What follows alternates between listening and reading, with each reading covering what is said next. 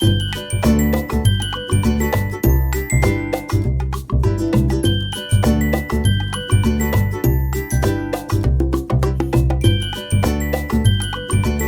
Evening, नमस्ते, सत श्री अकाल। तो आप कैसे हैं? आप सब उम्मीद है अच्छे होंगे, खुश होंगे और मेरी स्टोरी को सुन रहे होंगे। चलिए आप सबको स्टोरी सुनाते हुए आगे बढ़ते हैं और आप सबको उम्मीद है मेरी स्टोरी पसंद आ रही होगी। उम्मीद यही कर सकते हैं। तो सुनाना स्टार्ट करें? चलिए सुनाते हैं। स्टोरी में देव को लेके जाती है आधारिका। जब देव जाके उसके गेट के पास खड़ा होता है ना, तो कहते कि क्या तुम्हारी फ्रेंड यहाँ पे रहती है? तो कहती कि हाँ, मेरी फ्रेंड यहाँ पे रहती है और काफ़ी ज़्यादा लगता है अमीर है। कहती कि हाँ, अमीर तो है। तो कहती कि ठीक है, चलो देखते हैं। जैसे ही देव आगे बढ़ता है और आगे बढ़ के जब गेट के साइड आता है, तो देखता है कि उसके गेट पे एक नेम प्लेट लगा होता है। जैसे ही वो देखता है कि गेट पे जो नेम प्लेट लगा हुआ है वो सिंघानिया मेंशन का होता है। कहता है कि ये यहाँ पे जाना है? तो कहते कि हाँ, बिल्कुल यहीं पे जाना है। क्यों, क्या हो गया? तो कहते कि ना बाबा, ना ना, मैं नहीं जा रहा। तो कहते कि क्यों, हवा निकल गई? तो कहते कि मेरी हवा नहीं निकली, तुम्हें पता है ये कितने बड़े लोग हैं और ये मेरा ट्रांसफ़र या मेरी वर्दी बस 2 मिनट में उतरवा सकते हैं। मैं नहीं जा रहा बाबा, मैं, मेरे से नहीं होगा। तो कहते कि देख लिया मैंने, तेरी दोस्ती यही थी देव। मुझे पता था कि तुम्हारी फटे में आ जाएगी। तो कहते कि मेरे को फटे में नहीं आ रही है, पता है तुम कितने बड़े लोगों से पंगे लेने के लिए बोल रही हो, वो तुम्हें समझ आ रहा है? तो कहते कि हाँ, मुझे समझ आ रहा है, मगर ये भी समझ आ रहा है कि डर के मारे अब तू हिल चुका है, तू डरपोक है, तुझसे कुछ ना हो पाएगा। तो कहते कि ठीक है ठीक है, ज़्यादा डरपोक डरपोक ना बोल, मैं करता हूँ कुछ।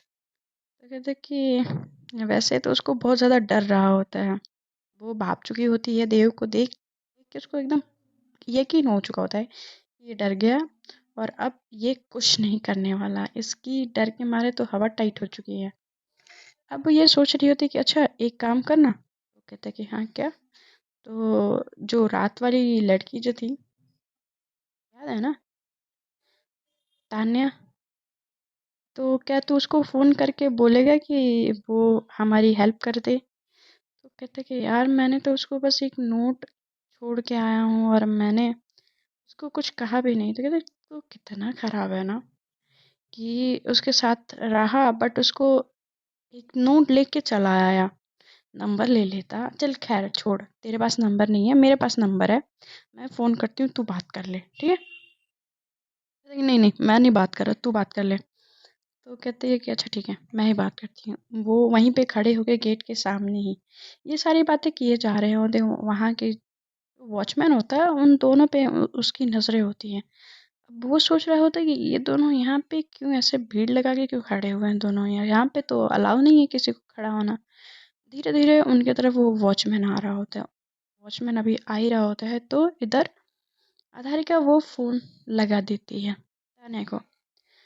तान्या का फ़ोन बज रहा होता है, वो होटल रूम में वो होती है। अभी तक वो सो ही रही होती है, उसको बिल्कुल भी अंदाज़ा नहीं होता कि जहाँ पे है वो अभी उसके आसपास कोई नहीं है, अब उसको जग जाना चाहिए।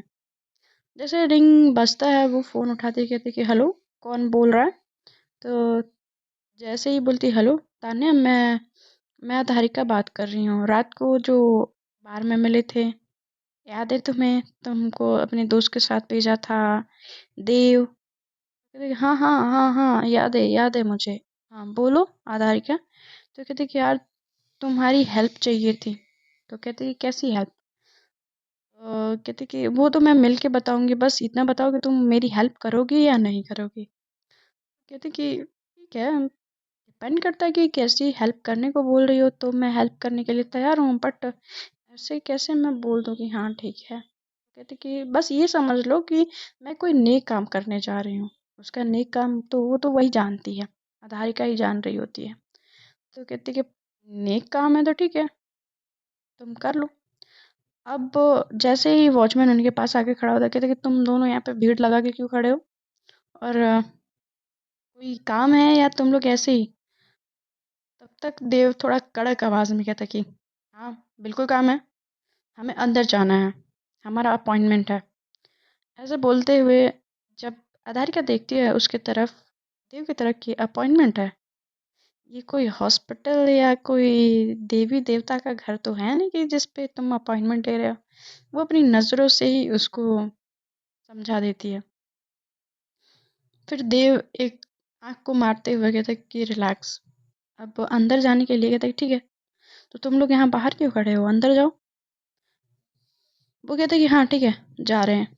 जब वो अंदर जा रहे होते हैं तो देव जैसे ही अंदर पहुंचते हैं, देव उसका हाथ पकड़ता है आधारिका का और कहता है कि यहाँ पे है कौन और हम किसके लिए जा रहे हैं, तू अब ये तो बता दे। तो कहती कि तू इतना घबरा क्यों रहा है, मतलब इतने परेशान होने की ज़रूरत नहीं है देव, एक छोटा सा काम है, मेरी बस फ्रेंड को लेके यहाँ से जाना है और बाकी कोई प्रॉब्लम नहीं है। तो कहते कि तेरी ये छोटी सी प्रॉब्लम ना मेरे लिए बहुत बड़ी प्रॉब्लम क्रिएट कर सकती है, प्लीज़ तू बता दे तू करना क्या चाहती है। तो कहते कि अभी अंदर तो चलते हैं ना, पहले फर्स्ट ऑफ ऑल अंदर चले, मैं अपनी फ्रेंड से तुझे मिलवाती हूँ, तब तुझे पता चल जाएगा कि मेरी फ्रेंड कौन है, कैसी है, कैसी दिखती है, किसके लिए मैं कह रही हूँ। तो कहते कि ठीक है, जब बोल रही है तो इतना तो भरोसा करना पड़ेगा। कहते कि हाँ चला। आगे आगे अधारिका जा रही होती, पीछे पीछे देव आ रहा होता है और आसपास के कंपाउंड एरिया को दिख रहा होता है, क्योंकि काफ़ी अच्छी गार्डनिंग होती है, काफ़ी प्यारे प्यारे फूल लगे होते हैं, मतलब ग्रीनरी की कोई कमी नहीं होती है उस घर में।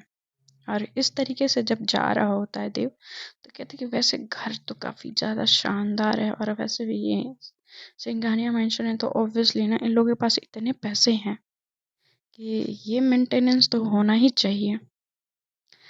वो इस तरह से अपने मन में सोचते हुए जाके दरवाजे पे खड़ा होता है अधारिका के साथ। अधारिका के साथ खड़ा होता है और डोरबेल बजाती है अधारिका, दरवाज़ा खुलता है। जो मेंशन में, सिंघानिया मेंशन में जो नौकर होते हैं वो दरवाज़ा खोलते हैं। खोलने के बाद पूछते हैं आप कौन। तो जैसे ही देव के पीछे से अधारिका झांकती है तो कहती है मैम आप आइए, अंदर आइए। वो अंदर बुला लेते हैं क्योंकि अधारिका को ऑलरेडी एक बार देख चुके होते हैं, इस वजह से उनको कोई परेशानी नहीं होती है। वो समझ जाते हैं कि ये पहले भी आ चुकी हैं तो ऑब्वियसली कोई ख़ास मेहमान ही होंगी, क्योंकि सिंघानिया मेंशन में हर कोई आने के लिए अलाउ नहीं होता है। वो दोनों अंदर चले जाते हैं। जैसे ही अंदर जाते हैं तो जो उनका नौकर होता है वो जाके इन्फॉर्म करता है। जब इन्फॉर्म करता है, मानसी नीचे आती है। मानसी आती है तो कहती है कि तुम दोनों यहाँ पे, ये कौन है। तो कहते कि ये देव है, ये मेरा फ्रेंड है, इनसे मिलो, ये मानसी हैं। अरे मेरी ये फ्रेंड है, इसी को यहाँ से लेके जाना है, वो बड़े धीरे से बोलती है। कहती है कि ओके, तुम दोनों कुछ लोगे, चाय कॉफ़ी ठंडा। तो कहते हैं कि नहीं कुछ नहीं लेंगे, तुम चलो चलते हैं हम लोग यहाँ से। तो जब ये इतना ज़ोर से आधारिका बोलती है तो कहती है मानसी कि कहाँ जाना है। तो कहते हैं कि हमें यहाँ से बाहर जाना है ना, हमारी बात हुई थी, तुम्हें याद है मैं सुबह में आके यहाँ से गई थी और तुमने मुझे ये बोला था, फिर मैं अभी आई हूँ। तो कहती कि तुम्हें इतना आसान लगता है कि तुम आओगी और तुम मुझे ऐसे लेके चली जाओगी। यश अभी यहीं पे घर पे ही है और तुम्हें पता है ना कि वो क्या कर सकता है, नहीं पता है तुम्हें। तो कहती है कि तब तक देव बीच में बोल पड़ता है, कहते कि नहीं मुझे पता है, बहुत अच्छे से पता है, वो बहुत बड़ा आदमी है, उसके पास पैसा पावर कनेक्शन सब कुछ है, और वो चाहे तो वो कुछ भी कर सकता है इस शहर में, और इसका दिमाग ख़राब हुआ है, हम मुझे लेके यहाँ पे आ गई, अगर उसको पता चल गया ना तो वो मुझे कच्चा चबा जाएगा। तो एक सांस में ही देव इतनी सारी बातें बोल जाता है जिससे देव का डर साफ साफ उसके शब्दों में, उसके लफ्ज़ों में, उसके हरकतों में सामने से दिख रहा होता है, एकदम क्लियर वे में। ठीक है, देखिए इस फट्टू को लेके आई हो और कह रही हो कि मुझे लेके यहाँ से जाओगी, कैसे लेके जाओगी, तुम्हें लगता है इतना इजी है। तो कहती कि हाँ, अभी चलो तुम मुझसे बात करते करते गार्डन तक चलो, गार्डन से फिर गार्डन से बाहर चलो, फिर उसके बाद सारा हो जाएगा। तो कहते कि ऐसा, वो सेम यही प्रोसेस करने वाले होते हैं। वो दोनों बात करते करते वो नौकर को बोलती है चाय के लिए गार्डन में लाने के लिए, गार्डन एरिया में, और वो बाहर आ जाती है।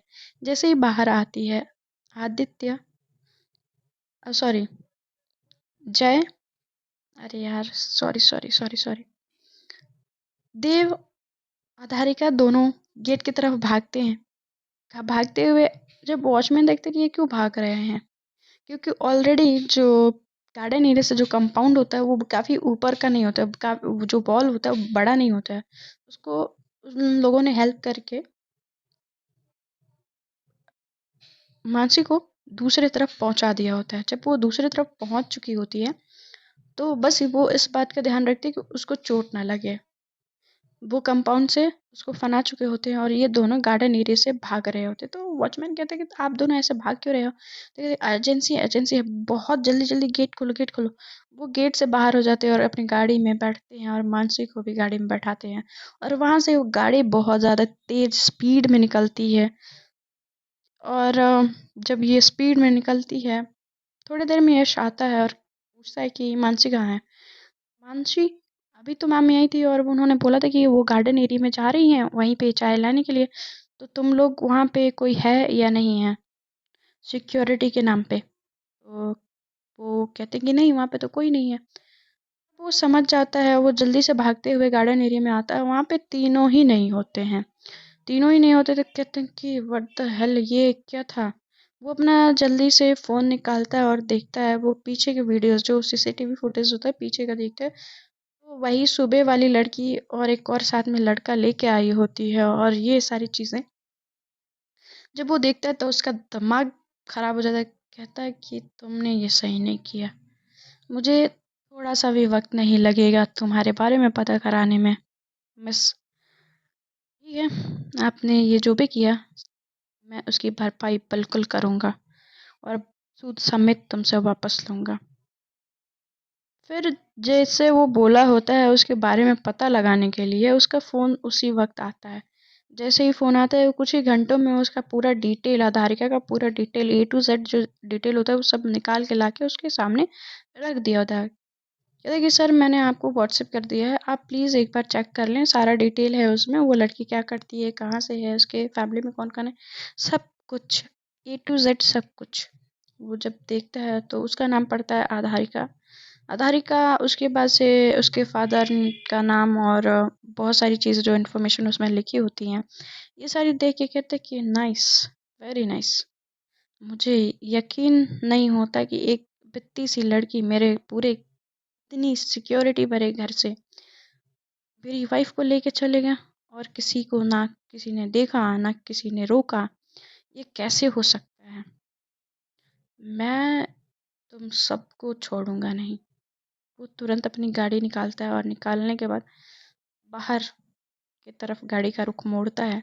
जैसे गाड़ी का इतना स्पीड तेज होता है, वो डायरेक्ट जाके स्टेशन रुकता है, पुलिस स्टेशन। पुलिस स्टेशन जाके उसकी गाड़ी रुकती है और वहाँ पे वो कंप्लेंट करने के लिए गया होता है। और तीनों का जो फ़ोटो होता है ना वो सीसीटीवी फुटेज में होता है। वो कहता है कि ये इन तीनों को आपको ढूँढना है। तो कहते हैं कि ये इतनी जल्दी आपकी कंप्लेंट फ़ाइल नहीं हो सकती, क्योंकि किसी गुमशुदा व्यक्ति का भी कंप्लेंट 24 घंटे में होती है, तो आपको वेट करना पड़ेगा। तो कहता है कि इंस्पेक्टर, मैं यहाँ का सबसे माना-जाना रईस इंसान हूँ और आप क्या चाहते हैं? वो फ़ोन तुरंत ही लगाता है और कहता है कि बात करिए। जैसे ये फ़ोन पे बात करता है, उसकी ये आईजी से उसकी बात करवाता है। तुरंत कहता है कि एक्शन लो, जो भी लोग हैं ढूँढ के ला के सामने सर के सामने खड़ा करो। जब ये बात सुनता है कहता है कि ठीक है। जैसे ही थोड़ी छानबीन होती है तो उसमें जो देव की फ़ोटो जो होती है क्लियर नहीं होती है, जिससे मतलब वो उसका फेस ना कहीं पे भी बहुत सही तरीके से क्लियर नहीं हुई होती है, जिससे उसको पहचानने में ना थोड़ी सी मुश्किल हो रही थी। बट आधारिका का फेस बहुत क्लियर होता है। आधारिका बहुत अच्छे से विजिबल होती है तो उसको समझने में ज़्यादा देर नहीं लगती है। कहता है कि ये लड़की, इसका नाम आधारिका है और ये यहीं इसी एरिया में कहीं रहती है और आपको बस इतना करना है कि इस लड़की को लेके आना है, बाकी सब मैं कर लूँगा। और ये साथ में ये जो लड़का है, ये भी चाहिए मुझे और जल्दी करिए। जब ये सारा बोल रहा होता है यश, उसकी बातों में बिल्कुल भी नरमी नहीं होती है। उसके बातों में एकदम होता है ना कि एकदम सीरियस होके एक इंसान को कमांड देना, वो उस तरीके का कमांड दे रहा होता है जैसे ऐसा लग रहा था कि वही सीनियर हो, उसी वही इंसान पूरे स्टेशन को चला रहा हो, ऐसा उसके वॉइस लेवल से लग रहा होता है। वहाँ पे जो इंस्पेक्टर होता है वो बाहर आता है और कहता है कि ये देव कहाँ है, देव को फ़ोन लगाओ और उससे बोलो कि बहुत अर्जेंट है। तो फ़ोन लगाता है और लगाने के बाद कहते हैं कि देव तुम कहाँ हो, और सर तुम्हें बुला रहे हैं और छानबीन करनी है, एक केस आया है। तो कहते कैसा केस आया है? तो 3 लोग, एक मतलब 2 लड़के, मतलब एक लड़की और एक लड़का, ठीक है? और एक लड़की को अगवा किए हैं। कहते कि नाम क्या है? मानसी सिंघानिया। तो ये कहते कि क्या, किसने किडनैप किया है? तो कहते कोई आधारिका नाम की लड़की है, उसने उस एक अपने फ्रेंड के साथ या जो भी है पता नहीं, उन दोनों ने मिलके ही इनकी यश सिंघानिया की बीवी को किडनैप किया है, तो हमें उसे अरेस्ट करने जाना है। तो कहते हाँ हाँ मैं आता हूँ ना। उसको ये अंदाज़ा हो जाता है, उसकी बातों से ये समझ जाता है कि हाँ इनको ये नहीं पता कि मैं ही हूँ। कहता है कि तूने फंसा दिया है अब आधारिका, अब हम फंस चुके हैं, अब हम बचेंगे ही नहीं। तू मतलब ऐसे ऐसे काम कर कैसे लेती है, तुझे ज़रूरत क्या है ऐसे काम करने की? तो कहती है कि मैं नहीं करती हूँ, बस हो जाता है, अब मुझे क्या पता था कि ऐसा कुछ होगा। कहते हैं कि नहीं तुझे पता था, तूने जानबूझ के ये सब कुछ किया है, अब मेरी नौकरी गई ना तो समझ लेना मैं तेरा क्या हाल करूँगा। तो कहते हैं कि अभी फ़िलहाल तो बचने का, यहाँ से साफ साफ बचने का रास्ता बता बस, और मैं कुछ नहीं जानना चाहती। तो कहते कि वो तो तेरे घर जा रहे हैं और पूरा एड्रेस है उनके पास, तो तू घर ना ही जा तो ज़्यादा बेहतर है। और मेरे हिसाब से एक काम कर ले, तू अपने गांव निकल जा। गांव निकल जा मतलब तू कहीं रास्ते में कहीं रुकना नहीं, ठीक है? और हाँ, खासकर इसका चेहरा नहीं देखना चाहिए, इस मानसी है ना? कहते कि हाँ हाँ मानसी, मानसी का चेहरा नहीं दिखना चाहिए, और तुम दोनों जल्दी निकलो, इस नहीं तो ये जितनी जल्दी ये शहर के नाकाबंदी होगी और तुम दोनों फंस जाओगे बुरी तरह से। तो कहते कि ठीक है मैं जाती हूँ। वो जो शॉर्ट रास्ता होता है वो उस रास्ते पे निकल जाते हैं जहाँ से ना सीसीटीवी कैमरा होता है और ना ही कोई आने जाने का बहुत ज़्यादा बेहतर रास्ता, मतलब वो कच्चा रास्ता होता है। उस रास्ते से पकड़ के वधारिका को पता होता है कि वो कहाँ जा रही है, मानसी साथ में होती है। इन दोनों के साथ में जाते हुए देखता है देव, और वो थाने जाता है। जब थाने जाता है तो वहाँ पे सारा माहौल का पता चलता है, और वो सोच ही रहा होता है जब सामने देखता है कि यश बड़े परेशान हो के वो स्टेशन में ही चक्कर काट रहा है। तो वो कहते कि ये वही है। कह- कहते हैं उसके जो साथ में कर्मचारी काम करने वाले होते हैं, कहते हैं कि हाँ ये वही है, और तब से आके पता नहीं हल्ला मचाए जा रहा है, ऐसे लग रहा है कि यही पूरा थाना संभाल रहा हो। कहते हैं कि बड़े लोगों का यही तो प्रॉब्लम होता है, जैसे कि हम उनके नौकर हों। कहते हैं कि सही बात है। और तुम कहाँ थे अभी तक? तो कहते कि एक अर्जेंट काम आ गया था, मैं वहीं चला गया था। तो कहते हैं कि ठीक है, चलो चलते हैं। सब लोग तैयार होते हैं, जीप में बैठते हैं और चल पड़ते हैं अपने मंजिल की तरफ, मतलब आधारिका को गिरफ्तार करने। और इधर मानसी और आधारिका साथ में सफ़र कर रहे होते हैं। जब धीरे धीरे शाम ढलने लगी होती है और इन सब की छानबीन, वारंट, अरेस्ट वारंट के लिए ये सारा वेट करना, इसमें वक्त धीरे धीरे निकल रहा होता है। आदित्य परेशान होता है और उसकी चिंता ये होती है कि मानसी नहीं मिली तो क्या होगा, क्या होगा। तो बहुत ज़्यादा टेंशन में होता है। मानसी का मिलना बहुत ज़्यादा ज़रूरी होता है उसके लिए, मगर मानसी के पीछे की स्टोरी क्या है, ये तो स्टोरी जैसे जैसे आप सुनेंगे वैसे वैसे आपको पता चलता चला जाएगा।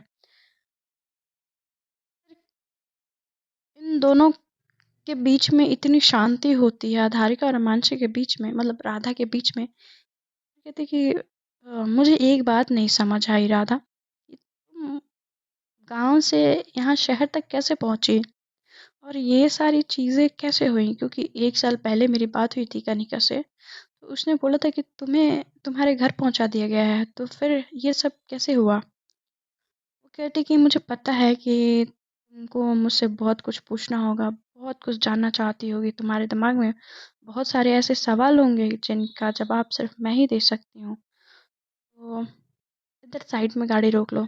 एक पहाड़ी एरिया होता है, वहाँ पे वो अपनी गाड़ी को साइड लगाती है। वो वहाँ पे एक छोटा सा बेंच रखा होता है, वहाँ पे वो बैठते हैं, पहाड़ी की तरफ मुँह करके बैठते हैं और कहती कि मैं घर पे जब गई तो माँ और पिताजी ने मुझे इतनी कड़वी बातें सुनाई कि मुझे बर्दाश्त नहीं हुआ। ऊपर से उन्होंने ये कहा कि मेरी वजह से मेरी बहनों की ज़िंदगी बर्बाद हो गई। मैं वापस क्यों आई? उन उन्होंने ये नहीं पूछा कि मेरी गलती है भी या नहीं। बस वो मुझे ये समझते रहे कि मैं इस परिवार के लिए, उनके परिवार के लिए बोझ हूँ, कलंक हूँ। मैं ये नहीं समझ पा रही थी कि मैं कहाँ जाऊँ, क्या करूँ अब? ज़िंदगी कहीं नर्क से भी बदतर समझ आ रही थी। तो मैं गई अपने आप को ख़त्म करने के लिए, ज़िंदगी को नस्तो नाबूद करने के लिए। मुझे नहीं पता था कि मैं उससे भी बड़ी मुसीबत में फँस जाऊँगी। अगर मुझे पता होता तो मैं शायद वहाँ पे छलांग ही नहीं लगाई होती। कहती कि पर ये हुआ कैसे? और उम फिर भी मुझे बातें समझ नहीं आ रही, फिर भी वो सवाल उसकी नज़रों में वैसे ही दिख रहे होते हैं। कहती कि मैं बता रही हूँ, सुनो। मैं जब गई सुसाइड करने के लिए तो वहाँ पे मैं जब नदी में छलांग लगाई, जब मैं कूद गई नदी में तो मैं पूरा अच्छे से डिसाइड कर चुकी थी कि मुझे नहीं जीना है, मुझे मर जाना है। ये सोच के मैंने नदी में छलांग लगा दी थी और शायद उस नदी में किसी पत्थर से मेरा सर टकरा गया था या मेरे सर में बहुत गहरी चोट आई थी। क्योंकि मुझे चोट कैसे आई मुझे ये तो पता नहीं चला, मगर मुझे चोट आई थी और मैं जब नदी से बहते हुए किनारे पे पहुंची थी तो कुछ लोगों ने मुझे बचाया था। जब मुझे कुछ लोगों ने किनारे पे लाके मुझे बचाया था तो मेरी नींद जो है ना, कहते हैं ना कि अब वो गहरी नींद हो चुकी थी मेरे लिए। मेरी आंखें जब खुली तो मैं एक हॉस्पिटल में थी, बहुत बड़े हॉस्पिटल में, एक शानदार हॉस्पिटल में। और मैं बस ये सोचे जा रही थी कि मैं यहाँ कैसे पहुँची। उस वक़्त मुझे याद नहीं था, मुझे कुछ समझ नहीं आ रहा था।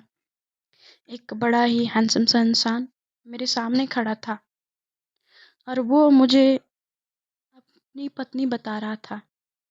मुझे उस वक़्त कुछ याद नहीं था। मैं बस ये जानना चाहती थी कि मैं यहाँ पहुँची कैसे? और धीरे-धीरे मुझे ये भी समझ आया कि जो व्यक्ति है वो मुझे बहुत ज़्यादा मानता है, बहुत ज़्यादा। तो क्यों ना मैं उसका साथ दूँ। मुझे भी कुछ टाइम के लिए लगा कि शायद इस दुनिया में मेरी किसी की ज़रूरत नहीं है। तो ठीक है, जिसकी ज़रूरत है मैं उसकी ही ज़रूरत पूरा करती हूँ।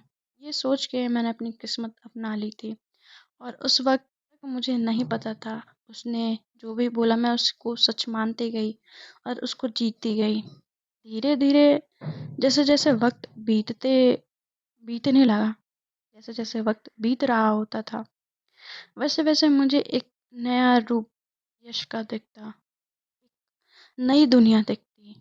उसमें समझ ही नहीं आ रहा होता है कि कौन सच्चा कौन झूठा। फिर मुझे एक दिन पता चलता है, जैसे ही 6 महीने पूरे होते हैं और मैं सीढ़ियों से स्लिप होके गिरती हूँ, तो मुझे एहसास होता है कि मैं तो अपनी पुरानी ज़िंदगी जो भूल चुकी थी वो मुझे अचानक से याद आ जाती है। और जैसे याद आती है, जैसे ऐसा लगता है कि किसी ने मुझे नींद से जगा दिया हो।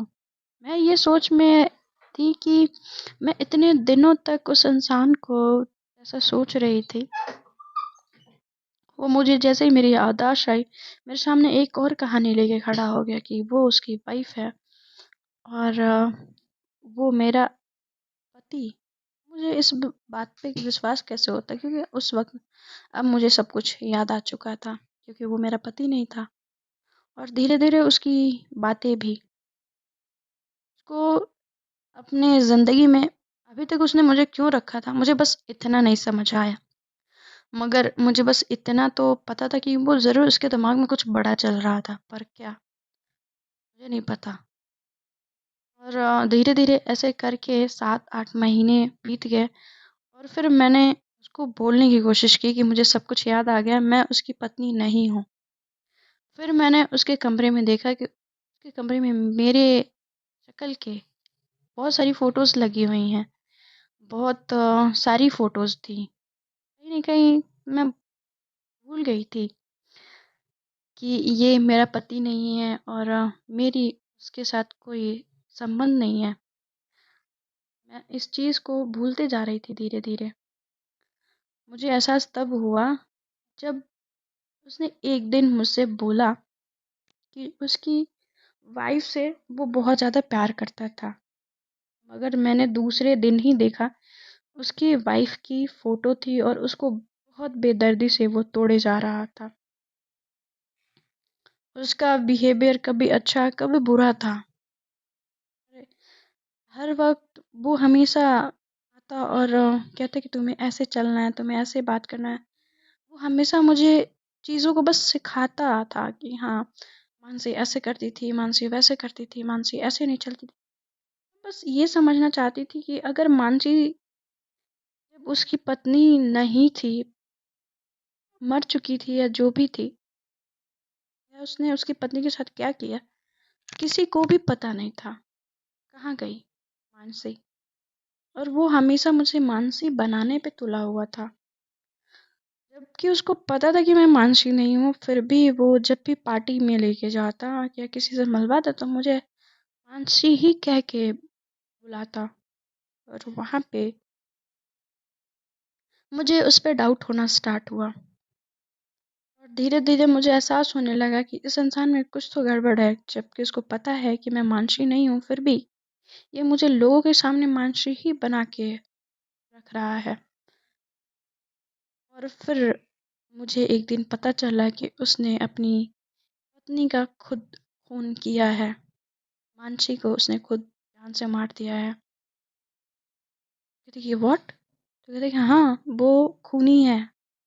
उसने एक मासूम सी लड़की का खून किया है और अब उसकी जगह पे वो उसने मुझे रखा है। मैं बस एक मुसीबत से निकल कर दूसरी मुसीबत में फँस गई।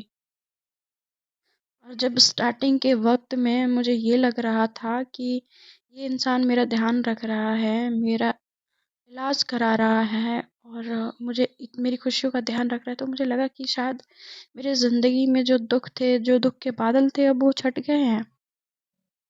पर मुझे कहाँ पता था कि एक एक ने तो जान छोड़ दिया, बस दूसरे ने जान नहीं छोड़ना था। वो जब देखती है राधा की तरफ, उसके आँखों में आँसू नहीं होते हैं, मगर उसको देख के उसको बड़ा दुःख महसूस होता है और उसको हग करती है, टाइटली हग करती है। मगर राधा उसको बदले में हक नहीं करती है, उसके हाथ नीचे होते हैं और ये चीज़ उसको देख के काफ़ी बुरा लगता है। कहती कि सॉरी। और जब तुम आई उस घर में तो मुझे एक उम्मीद, एक आशा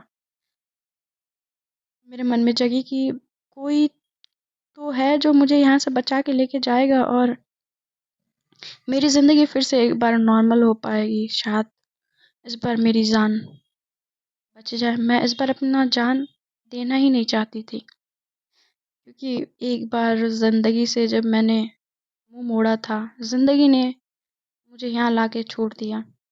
बस इसलिए मैंने तुमसे हेल्प माँगी। आधारिका, आधारिका उसको उसकी नज़रों में वो सारे दुःख और तकलीफ़ को देख पा रही थी। उसकी आँखों में वो साफ-साफ समझ पा रही थी कि उसने इतने वक़्त तक क्या-क्या झेले हैं, किस-किस कंडीशंस को झेले हैं और उसके घर में रहते हुए उसने क्या-क्या देखा होगा। उसको बिल्कुल भी उम्मीद इस बात की नहीं होती है कि इसके साथ ऐसा भी हो सकता है। कहीं से निकल के फिर कहीं और वो जाके फँस सकती है और उसको ये लगता रहा कि राधा भूल चुकी है उसको। फिर राधा को आधारिका पूछती है कि राधा, तो कहती है हाँ, क्या तुमने कभी मुझे मिस किया? ये सवाल पूछती है राधा से। आधारिका, राधा कुछ नहीं बोलती है, नज़रें झुका लेती है उसके ज़हन में और उसके दिल में क्या चल रहा है, निहारिका समझ ही नहीं पा रही थी। निहारिका बस इतना जानना चाहती थी कि उसने मिस किया या नहीं, हाँ या ना। उस पे उसने कोई जवाब ही नहीं दिया। उसकी खामोशी को निहारिका हाँ समझ लेती और कहती, कोई बात नहीं, मुझे लगा कि शायद तुम मुझे मिस करती होगी, इसलिए मैंने ये सवाल तुमसे किया। तो कहती कि चले। ये बात सुन के कहीं ना कहीं निहारिका को थोड़ी सी तो तकलीफ होती है। उसने इतना वक्त उसके लिए इंतज़ार किया, हर रोज़ उसके लिए अपने आप को इस तरह से बर्बाद किया, पर अभी वो जब उसके सामने है, फिर भी इतनी गहरी खामोशी, इतनी दूरी है उन दोनों में कि वो दूर दूर तक कहीं करीब नहीं आ सकते। राधा पुराने बातों को फिर से एक बार दोहराना नहीं चाहती है।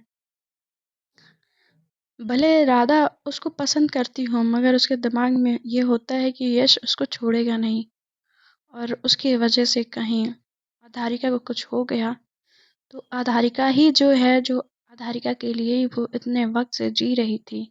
उसकी आंखों में, उसके अंदर एक उम्मीद थी कि हाँ उसके लिए कोई जी रहा है, कोई है जो उसके लिए इंतज़ार कर रहा होगा। अब इस तरह से जिस सिचुएशन में वो फंसी होती है, अब उसको चुप रहना ही ज़्यादा बेहतर समझ आता है। राधा चुप हो जाती है और उस बात को अपने मन में ही रख लेती है। इस तरह से चुप राधा को देख के आधारिका को ये लगता है कि ठीक है, अब वो कुछ नहीं कहना चाहती, या वो मुझे भूल गई है, या अपनी लाइफ में वो नहीं रखना चाहती, तो मैं यूँ इस तरह से ज़बरदस्ती नहीं कर सकती। इसकी ज़िंदगी में ऑलरेडी मेरी वजह से बहुत कुछ हो चुका है। इसने अपनी पहली शादी खोई, इसने सुसाइड करने की कोशिश की और इतना सब कुछ सहा है, तो नहीं, अब वो ऐसा कुछ नहीं करेगी जिससे कि राधा को दुख हो या कोई तकलीफ़ हो। बस ये सोच के वो चुप हो जाती है और कहती है कि ठीक है, चलो। वो उसके लिए दरवाज़ा गाड़ी का खोलती है और बैठाती है राधा को, और खुद बैठती है, और गाड़ी स्टार्ट करते वक्त जब वो गियर लगा रही होती है तो उन दोनों का हाथ जो होता है एक साथ टच होता है, तो दोनों एक दूसरे की तरफ देखने लगते हैं। फिर आधारिका इधर उधर होने के बाद कहती कि सॉरी, तुम फिर अब क्या करोगी, तुम क्या करना चाहती हो अब? तुमने वहाँ से निकलने के बाद का भी तो सोचा होगा ना कि जब तुम वहाँ से निकल जाओगी तो क्या करोगी? तो कहती कि हाँ, मैं ये गांव, ये शहर, ये दुनिया छोड़ के जाना चाहती हूँ। मतलब ये देश छोड़ के जाना चाहती हूँ। कहती कि पर तुम में इतने सारे बदलाव, मतलब तुम कैसे हुआ ये सब सारी चीज़ें? तो कहती कि ये सब यश की बदौलत हुआ। यश ने मुझे पूरी तरह से चेंज कर दिया। वो एक गांव की लड़की से मुझे पूरी तरह शहर का इंसान बना दिया। उसने काफ़ी क्लासेस दिलाए, काफ़ी फैशन के लिए ब्यूटिशियन सब लोग आते थे और मुझ पे कोई ना कोई एक्सपेरिमेंट करके जाते थे। बस उसी की मेहरबानी है इतने सारे चेंजेस का। वो सारी बातें समझ जाती है कि उसके लाइफ में बहुत कुछ ये 1 साल के भीतर हो चुका है, और वो बस यही सोच रही थी कि राधा उसने मिलने की कोशिश नहीं की, राधा उसको छोड़ के चली गई, या राधा उससे बात नहीं करना चाहती। ऐसा कोई सवाल ही नहीं होता है। अधारिका मन ही मन मुस्कुरा रही होती है, यदि मैं भी कितनी बेवकूफ़ थी। राधा पूछती कि ये तुमने कुछ कहा? तो कहती कि नहीं, मैंने कुछ नहीं कहा। और वो गाड़ी स्टार्ट करती, कहती कि चलते हैं, अभी तो फ़िलहाल मेरे गांव, मेरे घर पे चलते हैं। तो कहती है कि और वो घूंघट कर लेती है, जो दुपट्टा ली होती है दुपट्टे से वो घूंघट कर लेती है ताकि कोई उसकी चेहरा देख ना पाए। गाड़ी का वो लोग कांच ऊपर चढ़ा चुके होते हैं कार का, और अब कार तो स्टार्ट हो चुकी होती है, अपने रफ्तार से बढ़ रही होती है उनके घर की तरफ। और राधा और राधारिका दोनों ही खामोश होते हैं। खामोश, दोनों की खामोशी इतनी गहरी होती है कि शायद अब वो खामोशी कोई तोड़ना नहीं चाहता। आधारिका बस अब इतना सोचती है कि उसके मंजिल तक उसको देश से बाहर जाना है तो वो उसको इस देश से बाहर पहुंचा के रहेगी, और बस यही उसका एम है, यही उसका गोल है। अपनी ज़िंदगी का ये गोल मान के आधारिका अब बस वो सारी चीज़ें करने में जुट जाती है। इधर पुलिस वाले थोड़े अंधेरा होता है, तो थोड़े अंधेरे होने के बाद पहुंच जाते हैं राजेंद्र जी के घर पे। जब सॉरी राघवेंद्र जी के घर पे, जब राघवेंद्र जी अपने घर पे होते हैं और पुलिस को अपने घर पे आते हुए देखते हैं, तो कहते हैं कि देव क्या हो गया, तुम आज अपने पूरे फोर्स के साथ मेरे घर पे क्या कर रहे हो। तो कहते हैं कि अंकल अ, वो बात दरअसल ऐसा है ना कि, तो कहते हैं कि हाँ बोलो, मैं सुन रहा हूँ, मेरा कान खराब नहीं हुआ है, बोलो तुम, मैं सुन रहा हूँ। तो कहते हैं कि अंकल आधारिका ने सिंघानिया मैंसन से सिंघानिया ये सिंघानिया की वाइफ मानसी सिंघानिया को अपने साथ लेके गई है। तो कहते कि वो क्या, ये क्या बक रहे हो तुम। तो कहते कि हाँ अंकल, और इसीलिए उन्होंने कंप्लेन की है आधारिका पे। कहते कि ये नालायक है कहाँ। वो जैसे अपने गेट के अंदर दाखिल होते हैं, दाखिल होने के बाद मोहिनी मोहिनी चिल्लाते हैं, उनकी वाइफ मोहिनी जो होती हैं वो बाहर आती हैं और कहती हैं कि क्या हुआ जी, आप चिल्ला क्यों रहे हैं, ये आधारिका कहाँ है और ये सारी चीज़ें हमारे पीठ पीछे हो रही हैं। ऐसे ही कहते हैं कि ये देव आया है और उसके खिलाफ कंप्लेन हुई है, आपको कुछ खबर है भी या नहीं। तो कहते कि राघवेंद्र जी, आप ऐसा क्यों, वो तो अभी देव के साथ घूमने के लिए निकली थी, देव तुम्हारे साथ ही तो आधारिका गई थी ना। तो वो कहते कि हाँ हाँ आंटी, वो मेरे साथ ही गई थी, बट वो फिर बाद में वो नहीं, फिर बोली कि उसको कुछ काम है और वो चली गई थी। तो कहते कि पर वो घर भी नहीं आई। वो उसके साथ जो कांस्टेबल होते हैं उसके पूरे घर को ढूंढते हैं, वो नहीं मिलती है। जब नहीं मिलती है तो जो इंस्पेक्टर होता है देव को फ़ोन लगाता है, वो कहता है कि मिली। तो कहते हैं कि नहीं सर, इनके घर पे कोई नहीं है, और इनके माँ बाप हैं, तो उनके माँ बाप को उठा के लेके आओ। जब ये बात होती है तो देव कहते हैं कि अंकल वो सर बोल रहे हैं आप दोनों को पुलिस स्टेशन लाने के लिए। कहते हैं कि इतनी हिम्मत, और रही बात मेरी बेटी ने किसी को अगवा किया है या नहीं किया है, क्या सबूत है। कहते हैं, ठीक है चलो मैं चलता हूँ। मोहिनी जी और राघवेंद्र जी गाड़ी में बैठते हैं। अपनी गाड़ी में बैठने के बाद वो दोनों साथ में चलते हैं, और इधर मोहिनी जी फ़ोन लगा देती हैं वकील को। वकील भी स्टेशन पहुंच जाता है। जब वकील स्टेशन पहुंच जाता है तो पहले से जब वकील इनके सामने खड़ा होता है, इधर यश सिंघानिया खड़े होकर कहते कि ये पहले से ही वकील, इनको कैसे पता। देखो इंस्पेक्टर, मैंने बोला था ना इनकी बेटी ने ही कुछ किया है। कुछ नहीं, मैं मेरे को मुझे पूरा यकीन है, ये इसने ही मेरी बीवी को अगवा किया है, इनकी बेटी ने। बताओ मेरी बेटी कहाँ है। तब तक जब राघवेंद्र जी आते हैं, कहते कि यश सिंघानिया चिल्लाओ मत, तुम्हारे चिल्लाने से यहाँ पे कुछ नहीं होने वाला, और तुमने जो इल्ज़ाम लगाया ना, तुम्हें वो साबित करना पड़ेगा।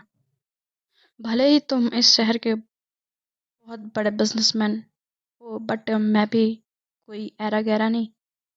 देख लूँगा मैं तुम्हें कोर्ट में, और तुम्हारी ये जो तुम्हारा घमंड है उसको चूर चूर करके रख दूंगा मैं। और रही बात मेरी बेटी की, मेरी बेटी तुम्हारी वाइफ से क्यों मिलेगी। हाँ, तो कहते कि सुबह वो मेरे घर पे ही थी, और फिर वो दोपहर में आई और मेरी बीवी को लेके गई। तो कहती कि क्या प्रूफ है। कहती लास्ट उसके साथ ही मेरी बीवी को देखा गया है। तो कहते कि तुम्हारी बीवी खुद भाग भी तो सकती है।